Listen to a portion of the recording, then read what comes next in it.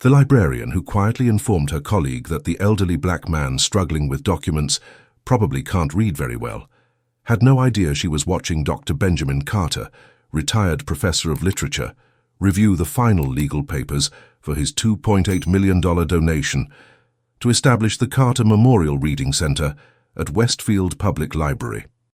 71-year-old Benjamin sat at the corner table in the reference section, wearing a well-worn cardigan over a simple button-down shirt, carefully examining the contract language with the thorough attention that had served him through 43 years of teaching English literature at the community college. His weathered hands moved slowly across each page, not from difficulty reading, but from the methodical precision of someone who understood the importance of reviewing every detail before signing documents that would impact generations of future learners. Sarah Mitchell, the head librarian who had worked at Westfield Public Library for 15 years, had been observing Benjamin's careful review of the paperwork for 20 minutes. To her, his deliberate reading pace and simple appearance suggested someone who was struggling with literacy challenges, perhaps seeking assistance with government forms or legal documents that exceeded his educational background. "Janet," Sarah whispered to her assistant, "the gentleman at table 6 seems to be having trouble with those papers. He's been staring at the same page for several minutes. You might want to offer him help with reading comprehension or suggest our adult literacy program." Janet Williams looked across the library at Benjamin, noting his modest clothing and the careful way he traced lines of text with his finger. "He does look like he might need assistance. Should I approach him about our reading tutorials for seniors?" The assumptions were both painful and familiar to Benjamin, who had encountered similar prejudices throughout his academic career. Despite earning his doctorate in English literature from Yale University and publishing 17 scholarly articles on American poetry, Benjamin still faced people who judged his intelligence and education based on his appearance, his manner of speaking, or their preconceptions about what a distinguished professor should look like. Benjamin had grown up in rural Mississippi during the 1950s, the son of sharecroppers who had never learned to read themselves, but who understood that education was their children's only path to a better life. His mother, Rose Carter, had worked 16-hour days in the cotton fields, while ensuring that Benjamin and his 3 siblings completed their homework and attended school consistently, despite the challenges of poverty and racial segregation. "Son," his mother had told him when he was 8 years old and had expressed frustration with his schoolwork, "those books are going to take you places that these fields never could. Every word you learn is a step away from the life that circumstances tried to give you and toward the life that your mind can create." Benjamin had carried his mother's words with him through elementary school, in a one-room building with hand-me-down textbooks, through high school where he had been one of only 12 black students, and through college where he had worked in the dining hall to pay for his education while maintaining the academic excellence that would eventually earn him a full scholarship to graduate school. The document Benjamin was reviewing represented the culmination of a lifetime dedicated to literacy, learning, and the belief that access to books and educational resources could transform lives just as they had transformed his own. The Carter Memorial Reading Center would provide computers, tutoring services, after-school programs, and college preparation resources for students from low-income families who faced the same obstacles that Benjamin had overcome through determination and the support of educators who had believed in his potential.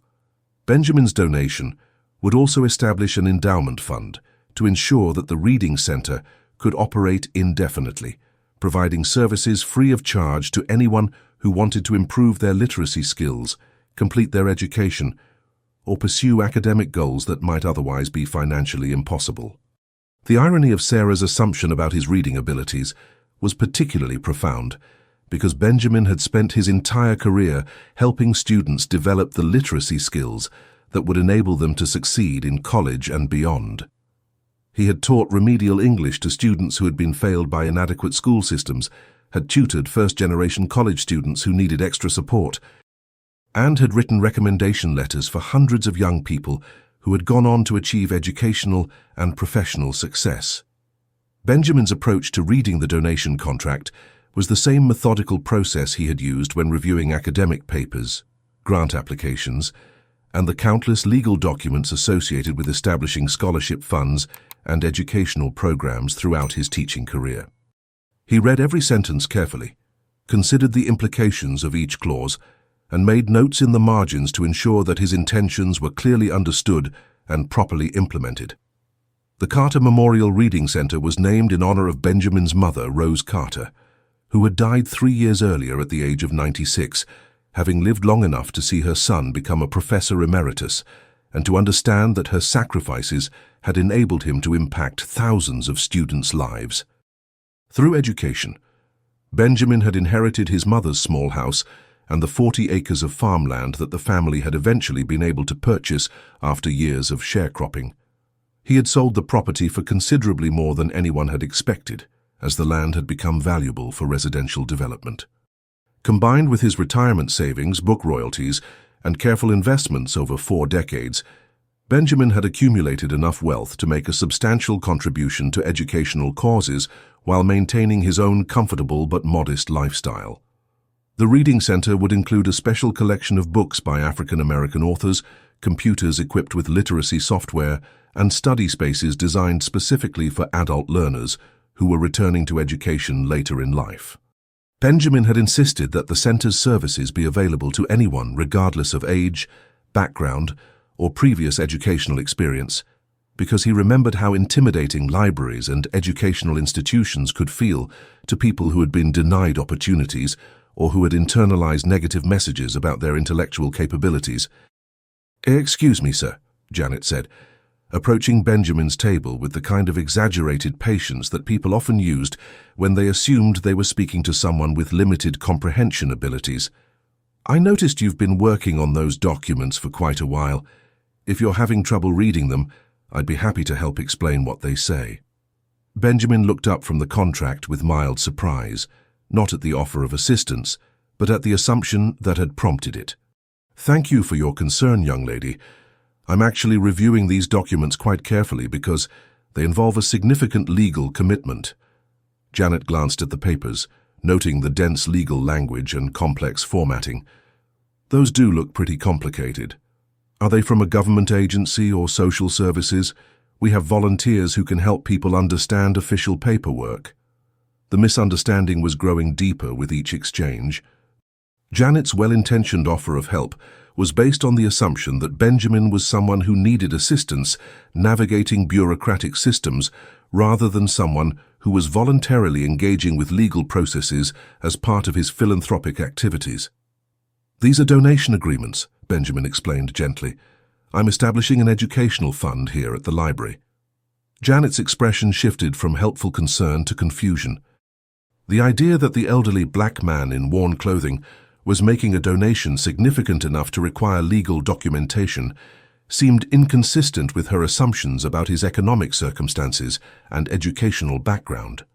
Sarah Mitchell approached the table, having observed the conversation from her desk. "Sir, I think there may be some confusion.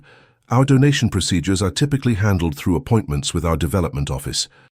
Perhaps you're thinking of our community suggestion box, where people can submit ideas for library improvements." The dismissive tone of Sarah's explanation revealed the depth of her misconceptions about Benjamin's purpose at the library and his capacity to make meaningful contributions to educational institutions. She was treating him like someone who had misunderstood simple procedures rather than someone who was engaged in sophisticated philanthropic planning. Benjamin realized that the conversation was providing him with an opportunity to address assumptions about literacy, education, and the relationship between appearance and intellectual achievement. The moment would become a teaching experience about the danger of judging people's capabilities based on superficial observations rather than taking the time to understand their actual backgrounds and intentions. "Perhaps I should clarify the nature of these documents," Benjamin said with the patient tone he had developed through decades of addressing misconceptions in academic settings. "I'm Dr. Benjamin Carter, and I'm here to finalize the establishment of the Carter Memorial Reading Center, which will provide educational resources for community members who face barriers to literacy and higher education." Sarah's expression shifted from helpful condescension to polite skepticism. The title doctor seemed inconsistent with her assessment of Benjamin's appearance and circumstances, and she wondered if he might be confused about his credentials or overstating his educational background. "That's wonderful that you're interested in supporting literacy programs," Sarah replied diplomatically. "However, our major donation procedures require verification of donor identity and financial capacity. Perhaps we could schedule an appointment with our development director to discuss your interest in contributing to library programs." Benjamin understood that Sarah was following appropriate institutional protocols, but he also recognized that her approach was influenced by assumptions about his credibility, based on his modest appearance. The interaction reminded him of countless similar encounters throughout his academic career, situations where his qualifications had been questioned not because of any deficiency in his credentials, but because his background and presentation didn't match people's expectations about what distinguished scholars should look like. As Benjamin continued reviewing the donation contract, his mind drifted back to the transformative moments that had shaped his understanding of education's power to change lives and his commitment to ensuring that others had access to the same opportunities that had lifted him from rural poverty to academic achievement. The memory that remained most vivid was his first day at Alcorn State University in 1968, when he had arrived on campus carrying everything he owned in 2 cardboard suitcases and wearing the only suit he possessed, purchased second-hand from a church clothing drive. His mother had saved $27 to give him for expenses, money that represented weeks of additional work cleaning houses in town after her regular shifts in the cotton fields. "Son," Rose Carter had said as she walked him to the bus station, "you remember that every page you read, every word you write, every lesson you learn is honoring not just your own dreams, but the dreams of all the people in our family who never got the chance to see the inside of a college classroom." Benjamin had carried his mother's words with him through 4 years of undergraduate study, working in the campus dining hall, tutoring younger students for small fees, and maintaining the academic excellence that would eventually earn him a scholarship to pursue graduate studies at Yale University. The transition from rural Mississippi to New Haven, Connecticut had been overwhelming, but it had also been the opportunity that would define the rest of his professional life. At Yale, Benjamin had encountered professors who challenged his thinking, libraries that contained more books than he had imagined existed, and fellow students whose intellectual curiosity matched his own determination to excel.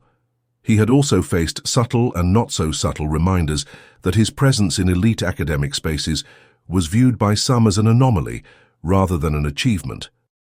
Professor Elizabeth Harrison, his dissertation advisor, had been instrumental in helping Benjamin develop the confidence to pursue scholarly publication and academic leadership despite the obstacles created by institutional prejudice and limited expectations about the potential contributions of scholars from backgrounds like his. "Benjamin," Professor Harrison had told him during his final year of doctoral study, "your perspective as someone who has experienced educational barriers firsthand gives you insights that are essential for understanding how to make higher education more accessible and meaningful for students who have been systematically excluded from academic opportunities." If this story is touching your heart, tell us in the comments where you're watching from. And if you're not subscribed yet, now's the time. Benjamin's doctoral dissertation had examined the ways that literacy education could be used as a tool for social justice and community empowerment, research that had grown out of his own experience of transformation through reading, and his observations about the barriers that prevented talented students from achieving their educational potential. The dissertation had been published as a book that became influential in education policy discussions and had established Benjamin's reputation as a thoughtful scholar and effective advocate for educational equity. After completing his doctorate, Benjamin had returned to Mississippi to teach at the community college level, believing that his greatest contribution would be working directly with students who faced circumstances similar to those he had overcome. For 43 years, he had taught remedial English, composition, and literature courses to students who were the first in their families to attend college, students who were returning to education after years in the workforce, and students who had been convinced by previous educational experiences that they lacked the intellectual capability for academic success. Benjamin's teaching philosophy had been shaped by his mother's belief that every person possessed unrealized potential that could be developed through patient instruction, appropriate support, and genuine respect for their experiences and perspectives. He had never accepted the idea that some students were simply not college material, instead working to identify the specific challenges that prevented individual students from succeeding and developing personalized strategies to address those obstacles. Over the course of his career, Benjamin had helped more than 2,000 students complete their college education and transfer to four-year universities. Many of them had gone on to become teachers, social workers, business owners, and community leaders who continued the cycle of educational empowerment that Benjamin had experienced through his own academic journey. The financial resources that now enabled Benjamin to make substantial donations to educational causes had come not from family wealth or business ventures, but from careful financial management throughout his teaching career and the unexpected appreciation of the farmland he had inherited from his mother. Benjamin had lived modestly, saved consistently, and invested his earnings in conservative accounts that had grown steadily over 4 decades of employment. When Rose Carter had died 3 years earlier, she had left Benjamin the 40 acres that the family had finally been able to purchase after years of sharecropping. The land, which had been valued at agricultural rates when his mother bought it, had become desirable for residential development as the nearby city had expanded. The sale of the property had provided Benjamin with resources that far exceeded what either he or his mother had ever expected to possess. Benjamin had decided to use the majority of those resources to support educational programs that would provide opportunities for students facing the kinds of barriers that he had overcome through education and his mother's sacrifices. The Carter Memorial Reading Center represented his belief that literacy was the foundation for all other learning, and that access to books, computers, and tutoring support could transform lives in the same way that education had transformed his own circumstances. "Dr. Carter," Janet said, approaching the table again with obvious uncertainty about how to address someone whose credentials she wasn't sure how to verify, "would it be helpful if I contacted our development office to have someone come down and assist with your paperwork?" Benjamin appreciated Janet's effort to be helpful, but he could see that both she and Sarah remained skeptical about his identity and his capacity to make the kind of donation that the legal documents described. Their hesitation was understandable from an institutional perspective, but it also reflected the ongoing challenge of overcoming assumptions about education, wealth, and the relationship between appearance and achievement. "That won't be necessary," Benjamin replied, returning his attention to the contract. "My attorney has already coordinated with your development office, and these documents simply require my final review and signature. I prefer to read legal agreements thoroughly before signing them, a habit I developed during my years in academic administration." The mention of academic administration added another layer to Benjamin's background that didn't align with Sarah's initial assessment of his circumstances. She found herself reconsidering her assumptions, while still struggling to reconcile his modest appearance with his claims about educational credentials and philanthropic capacity. The conversation was approaching a moment of revelation that would challenge everyone involved to examine their preconceptions about literacy, education, and the importance of looking beyond surface appearances to understand people's actual backgrounds and contributions to their communities. The sound of hurried footsteps across the library's marble floor announced the arrival of Margaret Thompson, Westfield Public Library's development director, who had been frantically searching for Dr.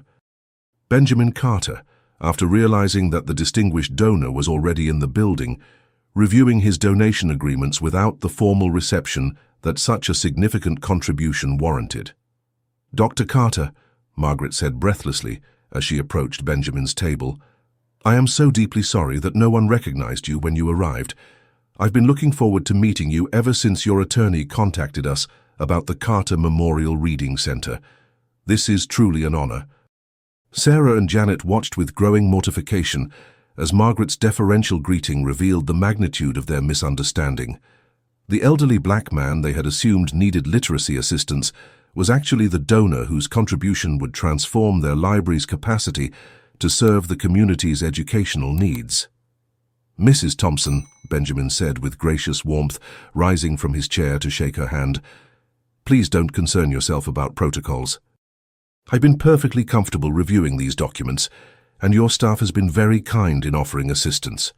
Margaret glanced at the legal papers spread across Benjamin's table, recognizing the donation agreements that her office had spent weeks preparing in coordination with Benjamin's attorney and financial advisors. The complexity of the documentation reflected not only the substantial size of the gift, but also the sophisticated planning required to establish an educational endowment that would operate effectively for generations. "Dr. Carter, I want to personally thank you for choosing Westfield Public Library for such a transformative investment in our community's educational future," Margaret continued. "The Carter Memorial Reading Center will serve hundreds of families every year, and your mother would be so proud to see her legacy honored in this way."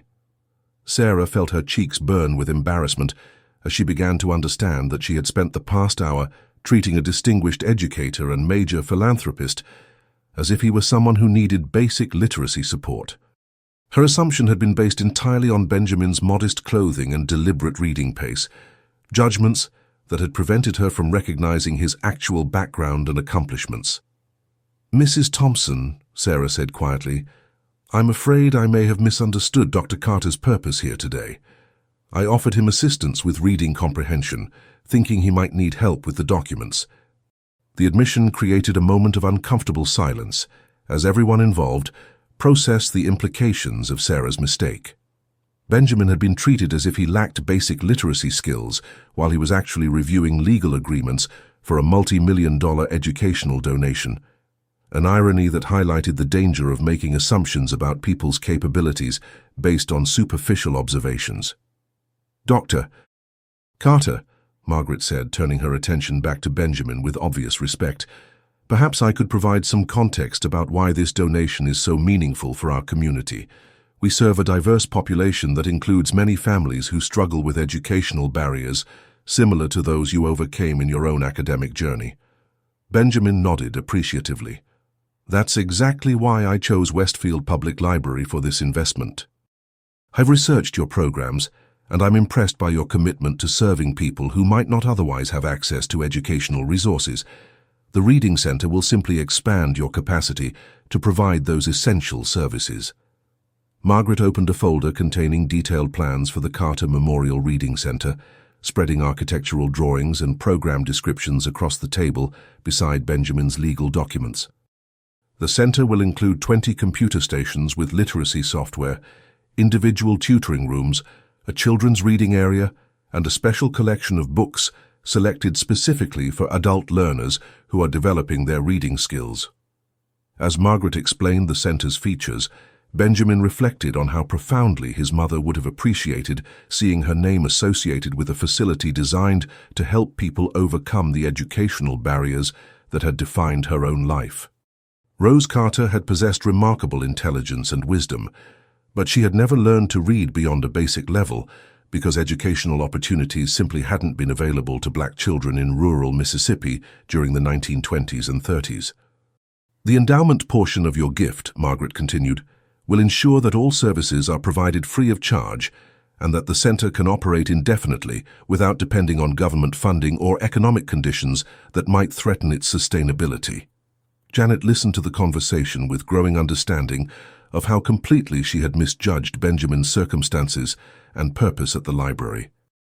Her offer to help him understand complicated documents now seemed not just inappropriate, but insulting, given that he was actually a retired professor who had spent his career helping others navigate complex academic and legal materials.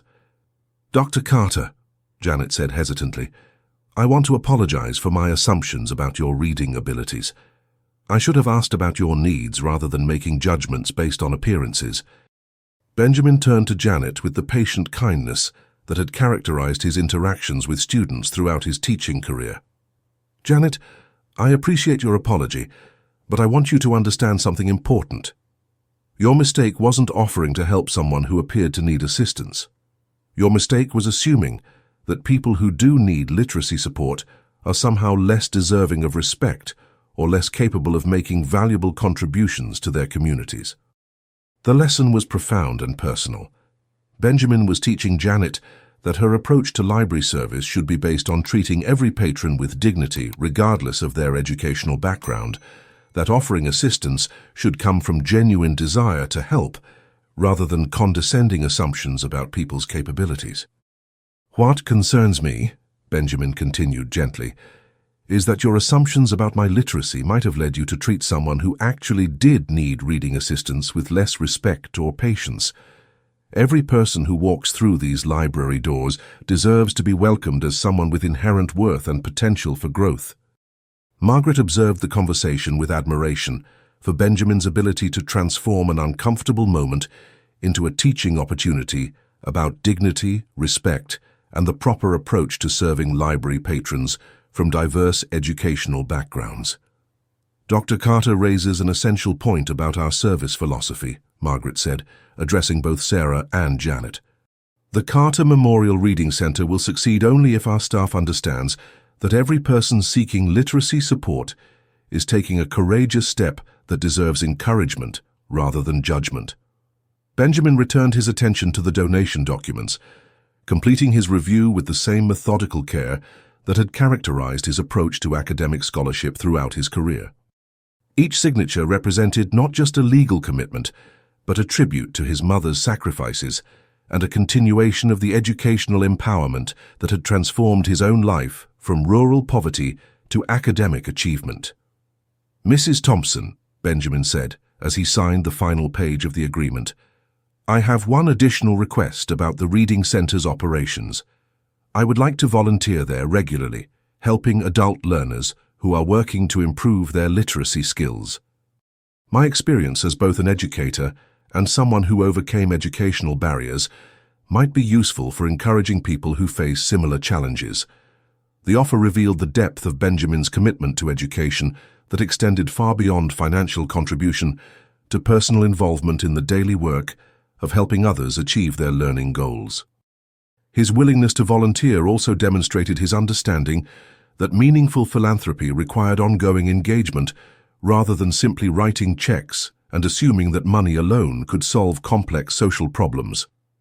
Sarah and Janet exchanged glances, both understanding that they were witnessing something remarkable. A distinguished scholar who possessed the humility to work directly with people who were developing the same literacy skills that had enabled his own academic success, and who approached that work without any sense of superiority or condescension. The transformation of their library was about to begin, but more importantly, their understanding of education, dignity, and the relationship between appearance and achievement had been permanently changed by encountering someone whose life demonstrated that wisdom, accomplishment, and generosity could take forms that defied conventional expectations and surface-level judgments. 1 year following the opening of the Carter Memorial Reading Center, Benjamin Carter sat in the same corner of Westfield Public Library, where he had once been assumed incapable of reading, now tutoring Maria Santos, a 43-year-old single mother who had returned to education after 20 years of believing that academic success was beyond her reach. The transformation had been extraordinary in ways that no one could have anticipated. The Reading Center had become the heart of the library's community outreach, serving over 300 adult learners in its first year and helping 87 people complete their high school equivalency degrees, with 42 of them enrolling in community college programs. "Dr. Carter," Maria said, looking up from the essay she was writing for her college application, "when I first came here, I was so embarrassed about my reading level that I almost turned around and left. But watching you work with students who struggled more than I did helped me understand that there's no shame in learning, no matter when you start." Benjamin smiled with the deep satisfaction that came from witnessing transformation in others. Maria had arrived at the Reading Center barely able to complete simple sentences, convinced that her struggles with literacy meant she lacked intelligence. Through patient instruction and encouragement, she had developed into a confident student who was preparing to pursue a degree in social work so she could help other families navigate the educational and social service systems that had once seemed impossible to understand. "Maria, "What you've accomplished this year proves something that I learned from my own mother many years ago," Benjamin said, closing the grammar workbook they had been using. "Intelligence and determination can overcome any obstacles that circumstances have placed in your path. Your success will inspire other people to believe in their own potential for growth and achievement." Sarah Mitchell approached their table carrying a stack of donation acknowledgement letters that required Benjamin's review before being mailed to other contributors who had been inspired by his example to support the Reading Center's programs. In the past year, Sarah had become one of Benjamin's most effective advocates, working to ensure that every person who entered the library was treated with dignity and offered appropriate assistance, regardless of their appearance or educational background. "Dr. Carter, I wanted to share some wonderful news," Sarah said, her voice filled with genuine excitement.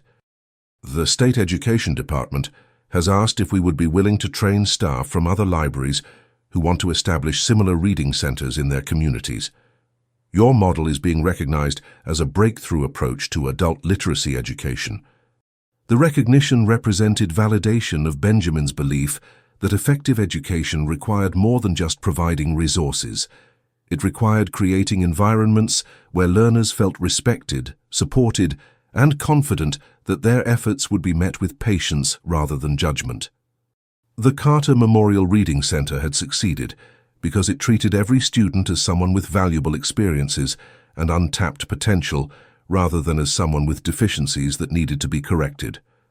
Benjamin had spent every Tuesday and Thursday evening at the Reading Center for the past year, working with adult learners who ranged from teenagers who had left high school early to senior citizens who had never had opportunities for formal education. Each student had taught him something new about resilience, determination, and the profound courage required to admit educational needs and seek help in overcoming them. If this story moved you, don't stop here. Click the next one, subscribe, and share this with someone who still believes in kindness. The success stories had been remarkable. James Washington, a 68-year-old veteran, had learned to read well enough to help his grandson with homework and to enjoy the novels that had always intimidated him. Patricia Coleman, a factory worker who had hidden her literacy struggles for 20 years, had improved her reading skills enough to qualify for a supervisory position that had previously seemed impossible to achieve. Most meaningfully to Benjamin, several students had begun volunteering as tutors themselves, once their skills had developed sufficiently to help others who were earlier in their learning journey. The Reading Center had created a community of mutual support where people helped each other achieve educational goals that transformed not just individual lives, but entire families. Janet Williams had undergone her own transformation during the past year, evolving from someone who made assumptions about patrons' needs to someone who approached every library visitor with genuine curiosity about how the library's resources could support their goals. She had enrolled in graduate courses in library science and had written her thesis project about the importance of dignity-centered approaches to adult literacy education. "Dr. Carter," Janet said, joining the conversation at Benjamin's tutoring table, "I wanted you to know that your patience with my mistakes last year changed how I think about my job and my responsibility to serve everyone who comes here seeking help or information." Benjamin appreciated Janet's continued growth, but he was more impressed by her willingness to examine her own biases and to use that self-reflection as motivation for providing better service to library patrons from all backgrounds and educational levels. "Janet, the most important lesson from our initial meeting wasn't about my credentials or the Reading Center donation," Benjamin said thoughtfully. "The important lesson was about recognizing that every person who walks through these doors has a story, has goals, and deserves to be treated with the respect that encourages them to pursue those goals, rather than giving up on them." Margaret Thompson approached the group carrying a leather portfolio that contained plans for expanding the Carter Memorial Reading Center concept to libraries throughout the state. Benjamin's successful model had attracted attention from education policymakers who recognized the potential for community-based literacy programs to address educational inequities that traditional school systems had been unable to solve. "Dr. Carter, The Governor's office has requested a meeting to discuss state funding for expanding your reading center model, Margaret announced. They want to understand how we've achieved such remarkable success rates with adult learners who had previously been unsuccessful in other educational programs.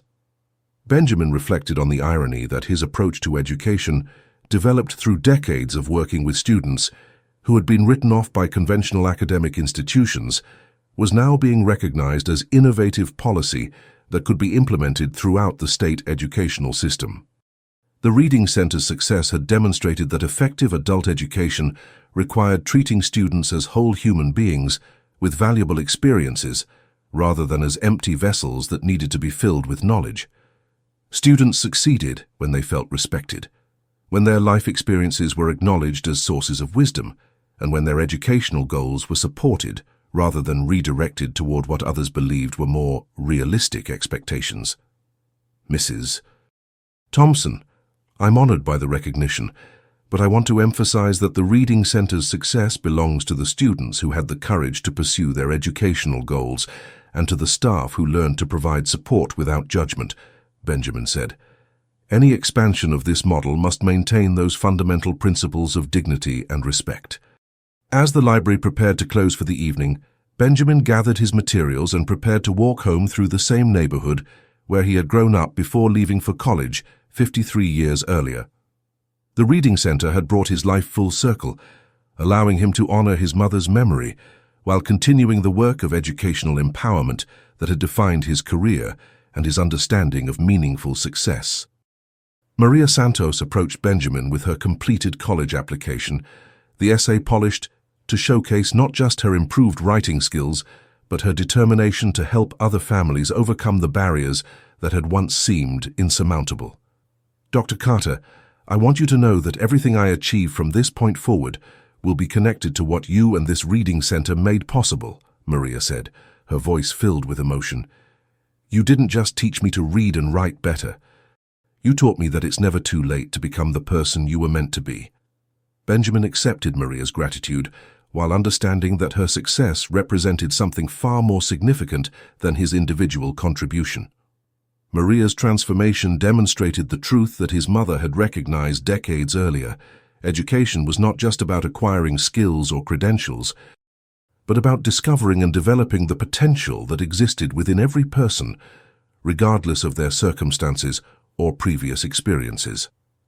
The elderly black man, who had once been assumed unable to read, had created a legacy that would touch thousands of lives through the students who would benefit from the Carter Memorial Reading Center and the expanded programs that would grow from its success.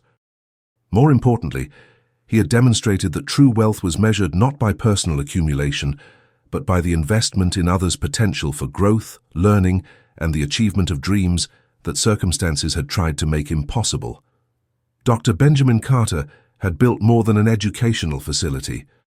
He had built a testament to the transformative power of literacy, the importance of treating every person with dignity, and the profound truth that wisdom and accomplishment could emerge from any background when nurtured by respect, patience, and genuine belief in human potential.